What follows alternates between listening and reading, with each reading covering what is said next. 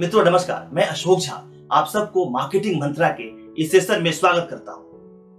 मित्रों इस सेशन में हम लोग बात करेंगे मार्केटिंग के एक महत्वपूर्ण पहलू की, जिसको हम लोग कहते हैं प्रमोशनल स्ट्रेटजी। दोस्तों मार्केटिंग स्ट्रेटजी में प्रमोशनल स्ट्रेटजी का बड़ा महत्व है।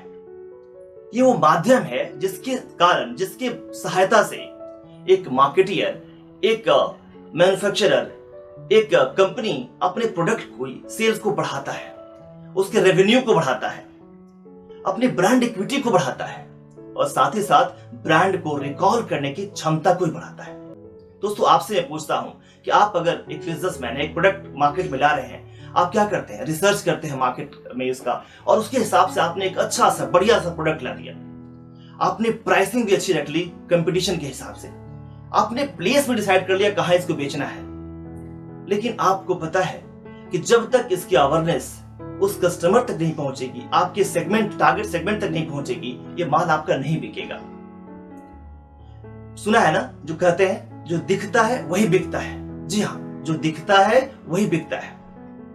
और यही कारण है कि अलग अलग कंपनियां मार्केटिंग स्ट्रेटजी में प्रमोशनल स्ट्रेटजी पे बहुत ही ध्यान देती हैं। ये अलग बात है कि अपने प्रोडक्ट के हिसाब से, अपने रिसोर्सेज के हिसाब से अलग अलग टूल्स को अपनाती है। लेकिन यह भी बात सही है कि इसको अपनाते समय इस 5 बातों पे और ध्यान रखती है। इसी पैरामीटर्स को ध्यान रखते हुए इस टूल्स को, इस स्ट्रेटजी को अपनाती है। पहला है बजट। जी हाँ, जब भी आप अपनी मार्केटिंग स्ट्रेटजी में प्रमोशनल स्ट्रेटजी की बात करते हैं तो आपको ध्यान रखना पड़ेगा कि बजट क्या है आपका। आप ओवर बजट ना हो जाए, आप अंडर बजट ना हो जाए।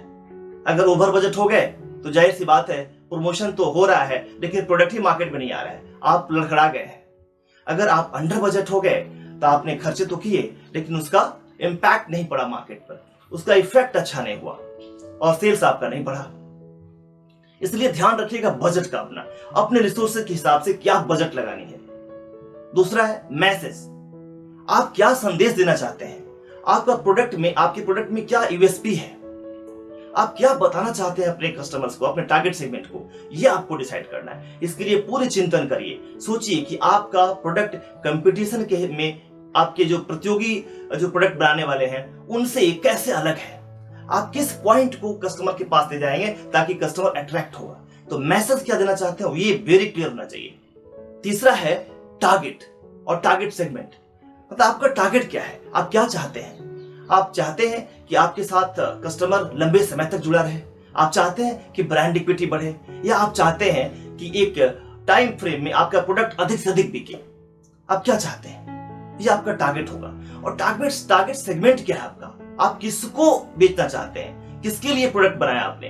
क्या बच्चों के लिए बनाया है, बड़ों के लिए बनाया है, किसी खास जेंडर के लिए बनाया है या सबके लिए बनाया है, ये आपको डिसाइड करना पड़ेगा। तभी जाकर के आप कौन सा टूल यूज करेंगे ये आपके लिए सामने आएगा और आपका जो स्ट्रेटजी है वो कामयाब होगा। और चौथा जी बात करें, तब आप इन तीनों के हिसाब से आप चुनेंगे कि आपकी स्ट्रेटजी क्या होगी, आप कौन सा टूल अपनाएंगे, किस तरह की स्ट्रेटजी अपनाएंगे ताकि आप अपने सेगमेंट तक, अपने टारगेट सेगमेंट तक पहुंच पाएंगे।